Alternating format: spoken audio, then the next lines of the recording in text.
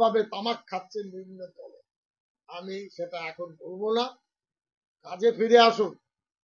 Supreme court ভারতবর্ষের শাসন ব্যবস্থায় জুডিশিয়ালে সর্বোচ্চ দায়িত্ব আছে। সুপ্রিম কোর্টের চিফ জাস্টিস ডিভিশন বেঞ্চে অনুরোধ করছেন, এর পরেও পায়ে মারিয়ে দিচ্ছেন। ছেলেমেয়েরা কি শিখবে জুডিশিয়ালে? আপনার ছেলে বিচারপতি হলে কি বিচার দেবে? তাদের কাণ্ডজ্ঞান আছে না নেই? মুখ্যমন্ত্রী বারবার অনুরোধ করলেন যে আপনারা কাজে যোগ দেন, এটাও বললেন যে আমি কারোর বিরুদ্ধে কোনো অ্যাকশনে যাব না। সুপ্রিম কোর্ট বলেছে 70 লক্ষ মানুষ এ পর্যন্ত ডাক্তারের চিকিৎসা থেকে কষ্টের মধ্যে আছে। 50 থেকে 60 জন মানুষ মারা গেছে। প্রায় 8-10 হাজার মানুষ যাদের অপারেশন একেবারে ইমিডিয়েট, তারাও সে অপারেশন পাচ্ছে। তারা এই আন্দোলন করে কি পাচ্ছেন? বাংলার মানুষের শত্রুতা বাড়াচ্ছেন।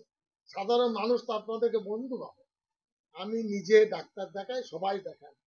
ডাক্তাররা একটা সুশীল সমাজ, আস্তে কথা বলেন, বুঝিয়ে বলেন। ডাক্তারের প্রতি মানুষের একটা বিশ্বাস ভালোবাসা আছে। আজকে কোন জায়গায় ড্যাকেট হয়ে এমন আন্দোলন করছেন?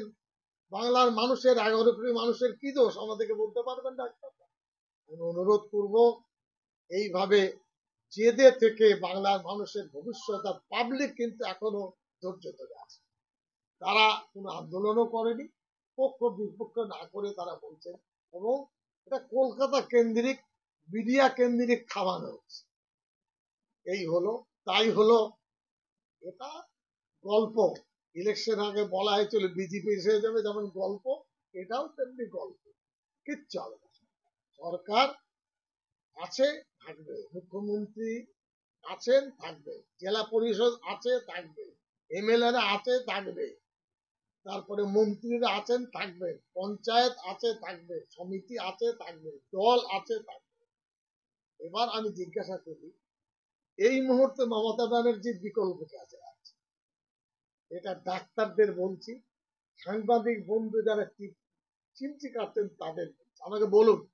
সিদ্দিকুল্লাহ চৌধুরী সারা রাজ্য চেনে, কিন্তু আমি নিজেকে ভাবি না মমতা ব্যানার্জির বিকল্প। এটা আমি ভাবি না। আমি আছি মন্ত্রিসভায়, তিনি সম্মান দিয়েছেন।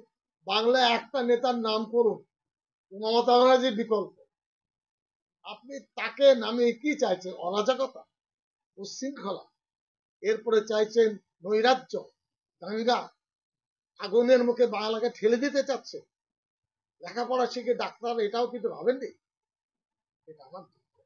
সেই কারণে আমাদের কর্তব্য ছিল যে আমাদের কর্মীদেরকেও বলবো, ঝগড়া ঝাঁটি মিছিল নয়, সমাজকে বোঝান। জুমার দিনে মানুষকে বলেন মা বোনের মান সম্মান আমাদের কাছে খুব গুরুত্বপূর্ণ। একটা পরিবেশ তৈরি হবে। বলুন আপনাদের কিছু।